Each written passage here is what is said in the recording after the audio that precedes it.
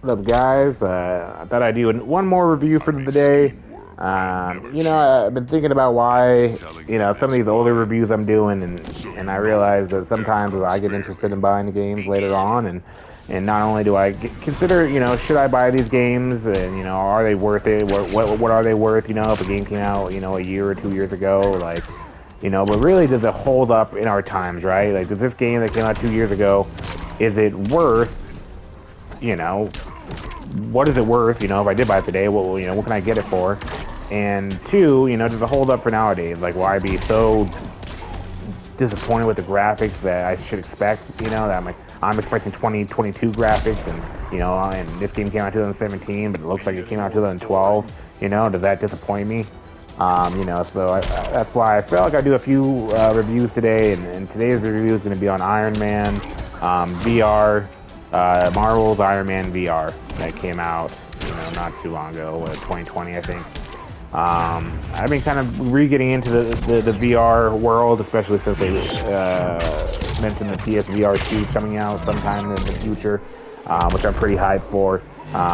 If you've had the VR, it's a give or take. A lot of times, which happened to me, is like you get it and it's awesome, and it blows your mind, and then it sits there because you get motion sickness or what have you, and then you just don't use it for forever, but it's still sick as fuck. And every time you use it, and especially when they get games that really just do amazing, like and I was playing Batman, Arkham VR, and it blew my mind. It just really hit the spot. I was really impressed. I held off from getting Batman Arkham VR for so long because I saw it was like a 2 hour game. I'm not gonna pay full price for a 2 hour game. Uh, and then I played it, and I was like, it was actually really cool. So it kind of sparked me into getting the Iron Man VR game, because I was like, well, if it's getting into the shoes of Batman was so sick, and Iron Man's a newer game, and it's a full game, it's like 9 hours, I believe, and like maybe I'll get a bit, especially because it's on sale right now for $20. I think traditionally it's 40, so why not try it? It'd be sick. The bummer is that it really doesn't hit as good as the Batman game. I mean, the Batman Arkham games overall, right? It's just the history of every game that's came out ever since Asylum and Arkham City and all that great stuff. Their graphics have always been top tier. Everyone knows that, right? But I didn't think that would transition over to the Marvel game. I thought, Marvel game's newer and the graphics would be great. And everything, I mean, you could have the dumbest, you could probably have a stick figure in VR and it would look sick as fuck. Like, it's really hard to show a VR game, watch it on YouTube and understand how cool it looks when you actually are in the helmet playing the game. It's completely different, Like I said, you could be looking at a stick person, but if you're looking at it with a VR headset on, like, it's sick, no matter how you cut it. That's why the games that do look amazing, like Half-Life Alyx and Batman Arkham and Resident Evil 7, they have these top tier graphics, for the VR, truly blow my mind. They go above and beyond. But like I said, you can be playing Borderlands 2 in VR and it still looks great.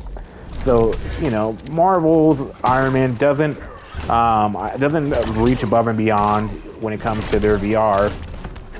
But with that being said, it still looks good. Like I said, it looks cool in VR. And the way that you work, it's pretty cool. The story mode for it in general is pretty lackluster. There's just stuff going on. And, you gotta do Iron Man stuff and whatnot. The story is definitely not gonna to hold your attention. But the way they use Iron Man is pretty cool. Especially if you have the Move controllers. I'm not sure if you can play without it, but having the controllers definitely make it, because basically you point your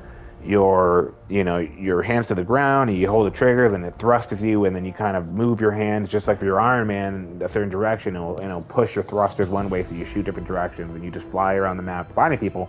And then while you're doing that, you can use one hand to hold yourself in the air and thrust and be flying, and then use the second hand, you can hold your palm up and shoot out a laser beam, or you pull your hands down, like if you had like a Gatling gun on your hand, and you'll lock onto people and shoot missiles out. So the fighting's pretty sick as Iron Man, and then you can use like your chest laser, and there's multiple upgrades. You can upgrade your legs and your weapons and your core and your cosmetics and all that cool stuff. So it is pretty cool overall using Iron Man. But like I said, the key to be kind of disappointed with in the game is, like I said, it can be the worst graphics ever, and but just the Iron Man VR does not hit the top tier of VR graphics. If you're expecting it to be as good as Batman Arkham or something like that, it fortunately doesn't hit that good. But it's still going to be neat and cool. Once you're actually in that VR world. The real thing that's going to hold you is just how cool it is to be Iron Man, and use his powers. And they really did a good job, making you kind of feel like you are Iron Man in that sense. So I guess then I'll be all right. Is that the game?